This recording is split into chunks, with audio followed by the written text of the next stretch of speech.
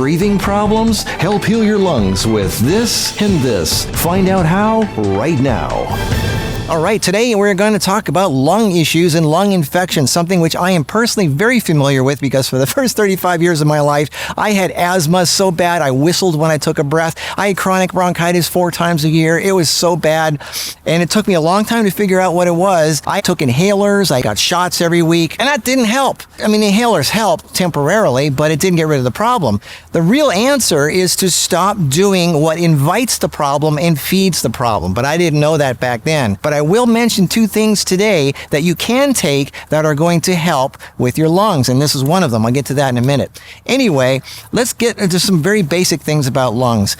Unhealthy food and chemicals form mucus in your sinuses, your mouth, your throat, and your lungs, which makes breathing difficult because slime coats everything and you can't really breathe through slime very well. Warm, moist mucus also attracts germs and viruses, which love warm, gooey things which then get passed through our lungs into our system. Now, sure, there are decongestants that you can take to dry you up, but they only make things worse because that only drives the irritant deeper into your cells and corrodes your tissues. So that's not the answer. The answer is to stop doing what causes the mucus and the phlegm and the goo in your body. Wheat, bread, sugar, dairy, processed foods, refined oils. Now, yes, what you eat, drink, and smoke obviously have a big effect on your lungs, but asthma is actually an inflammatory condition stemming from an adrenal dysfunction. When you go to the doctor for asthma, they give you epinephrine and steroids because those are the things that your body naturally produces to fight asthma and allergies. And where are they produced? In your adrenals. Now, the problem is when you do inhalers, that amount of steroid, because inhalers are steroids, the amount of steroids that you put into your body from an inhaler is thousands of times as powerful as what your adrenals would produce to fight that. And the problem is when you do something that strong, your body stops producing, it withers away and atrophies your adrenals. They start shrinking up. Now, your adrenals are also attached to your kidneys. They are actually melted on top of your kidneys. So whatever affects your kidneys affects your adrenals, and whatever affects your adrenals affects your kidneys. Well, what are some of the biggest things that affect your kidneys? Why does somebody go on dialysis? Because they usually have diabetes, sugar and wheat. Of course, there's too much animal protein and all that other stuff, but sugar and wheat are huge. And another thing that burns out adrenals, the 2 biggest things that burn out adrenals, other than, of course, food, is stimulants and stress. So if you have breathing problems, a lot of times it's because you have too little epinephrine and steroids being produced by your adrenals. And the answer is not to take things to make your adrenals more powerful. It's to stop doing the things that wear down your adrenals. Now, there are things that can rebuild your adrenals once you give them a chance to rest, but your adrenals will not rebuild if they're still being worn down. So step 1 is to stop wearing them down, and then when they're rested, and there's nothing wearing them down, then you build them back up with adaptogens. And my A-Tree formula is, of course, the most powerful adaptogens in the world. It's all of the great ones in a form. So that's a good formula. And vitamin C, you need a lot of vitamin C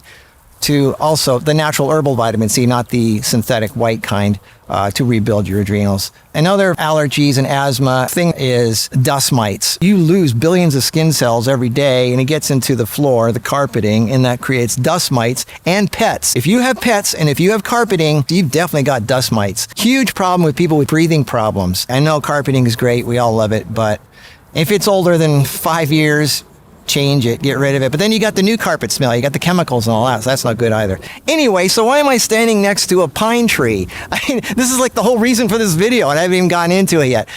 This is the first of the 2 things that are so good for you. Pine trees are a powerhouse. They're one of my favorite plants for health and well-being and strength and power. As you know, I've got pine pollen in my power formula and Man-Force formula, and the pine nuts are a great source of protein and essential fats, which is in my protein formula. Nobody else uses pine nuts in their protein formula because it's too expensive, but I know how good they are for you, and I don't care. I want the best, so pine nuts are in there. Underneath this rough bark is actually an edible layer. If you're ever starving in the wild, the white gooey stuff that's underneath there is actually a source of food, but that's not why I'm making this video. The real source of this video is what's good for your lungs, and that is this sticky stuff here, this yellow gooey sticky resin that comes out of here. This is really, really good for your lungs. If you have any kind of lung issue, pneumonia, bronchitis, or you're dying of some kind of horrible lung cancer, cough, whatever, this is the stuff you want. It's really, don't get the really soft kind. I mean, it's gonna stick to you like glue and you won't be able to get rid of it. Get the kind of hardened kind, the stuff that's already hardened to like a resin, and it's really bitter, really, really bitter. You're gonna go, ugh, I know, but the more nasty something is, usually the better it is for you. But this is really good for your digestion. As you know, bitter is really good for your liver, but the pine resins, they have terpenoids, which is what fights the illnesses and viruses and bacteria in your lungs. Terpenoids have been used for hundreds of years for fighting lung issues. They're so good for clearing you out. So that's where turpentine comes from. If you have lung issues, eat this stuff, chew it up, get that nasty bitter taste in your mouth, swallow it. Any kind of lung infection, pine resin. So let's get to number 2 now. Let's head on back to the house, and I'm going to show you the second thing that I highly recommend for lung and digestion. Actually, both these things. Pine resin, because it's really bitter, helps digestion and your lungs. And this other thing also helps digestion, and it's good for your lungs. So let's go over there. One thing I forgot to mention while I was outside, something that's really good for your lungs that's outside, is sunlight. Sunlight is really, really important for lung health and your overall health in general. Everybody needs sunlight. So the first 2 things that I would do if I had lung problems would be get rid of the carpeting and the sugar in my life. Right out of it, just get rid of carpeting and sugar if you have lung issues. Of course, now when you're in the kitchen here, there are things that you can take in tandem with getting rid of the bad things that can help your condition. Obviously, garlic and onions and things like that. But something much more powerful is horseradish root. Go get some fresh horseradish root, not the powder, not the spice stuff. Get real horseradish root, the actual root. You can get it at almost any store. Cut up a piece of it, put it in a blender, and grind it into horseradish pulp. And then immediately shove the blender in your face and inhale it. It will clear out every breathing passage you have. You don't have to eat it or drink it. Just inhale that freshly ground horseradish. It'll be like napalm going through your head and lungs. And you'll be like, whoa, that's intense. Just try it. You'll be amazed how powerful breathing in horseradish is. It's just so good. Now, something else that I did many, many years ago, 10 years ago, you all remember this. This is a classic Marcus thing. Now, speaking of pine trees, also, I mean, the whole pine tree is medicinal. Pine needles, all right? Get some pine needles, put them in a bowl, and get some rosemary, fresh rosemary. And I'm not talking about the spice jar. I'm talking about real rosemary. Get some. Wow, that smells really good. And then put that in here. That's really good for circulation and brain and everything. And then lastly, go to an Asian market, an Asian store, or get it online. You can get anything online nowadays. Get some licorice root. Licorice root is a root, and when it's all cut up, it looks like this. It looks like wood chips. That's what it looks like. So get some of these and put them in there. Don't worry about the things you read about licorice. That is the synthesized form that's made in a lab. The whole licorice root is good for everybody. I mean, it'll help your hormones and everything. And it's a sweetener, too. It's actually a natural sweetener. So, okay, pine needles, rosemary, and licorice root, and put it in a bowl with some water. Warm it up. Don't boil it. Just steep it in warm water. Make some tea out of it and drink it. You will be amazed at the health benefits of this. This is really good for stress. It's anti-stress tea. It's good for your lungs. It's something really good. Now, the thing that I'm most excited about here, my second most powerful thing other than pine, is this next ingredient here. And most people don't give it enough credit. And that is peppermint. Peppermint is an amazing healing herb. It is not just a flavoring.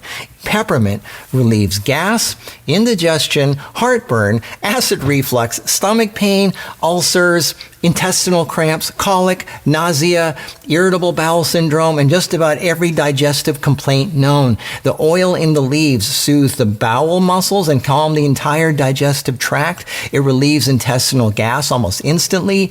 It's a relaxing antispasmodic that calms nerves, tension, sleep issues, herpes, Because it relaxes, it can also relax the gallbladder and bile duct spasms, so be careful if you have stones or obstructions or anything like that. But it also freshens breath, it covers up garlic breath and stuff like that. It's a very powerful volatile oil that kills bad microorganisms. It's good for athlete's foot, fungus, and yes, it helps people with cancer, especially if they stop doing the bad things that fueled the problem in the first place, like bread, wheat, sugar, dairy, processed food, and refined oils. Peppermint is a super amazing herb, which is, how do you get it? Okay, here's how you get it in your body. If you have lung issues, if you have bronchitis or bad cough or, pneumonia, whatever, get some organic food grade peppermint oil, okay? And get some capsules. These are gelatin capsules or cellulose capsules, whatever. And get the double O size. That's what I suggest. They're capsules. They're the fill it yourself kind. And what you do is you get the peppermint oil and you put 10 drops there. 10 drops in there. Close it up.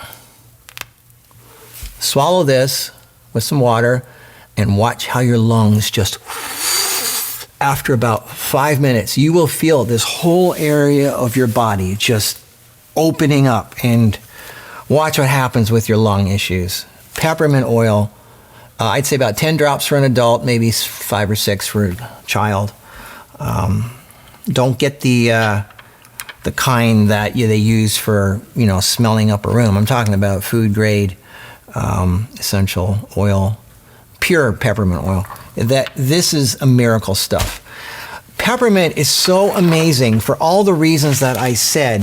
It's not a flavoring, it's a healing power, which is why it's in my green formula. Not for taste, but for health benefits. I took out the old peppermint powder, which tasted really nasty, and replaced it with peppermint oil, which is way more powerful anyway.